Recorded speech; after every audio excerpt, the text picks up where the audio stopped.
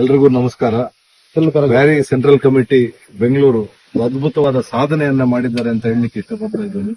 ಎಲ್ಲರೂ ಒಂದೊಂದು ಅವರ ಕೈಯಲ್ಲಾದಂತ ಸೇವೆಯನ್ನ ಮಾಡ್ತಿದ್ದಾರೆ. ಆದ್ರೆ ಈ ಸಮಿತಿಯ ಯುವಕರು ಇಡೀ ದಕ್ಷಿಣ ಕನ್ನಡ ಜಿಲ್ಲೆಯ ಸಾಮರಸ್ಯಕ್ಕೆ ಒಂದು ಹೊಸ ಶಕ್ತಿಯನ್ನ ಕೊಟ್ಟಿದ್ದಾರೆ ಅಂತ ನಾನು ಹೇಳಲಿಕ್ಕೆ ಇಷ್ಟಪಡ್ತಾ ಇದ್ದೇನೆ.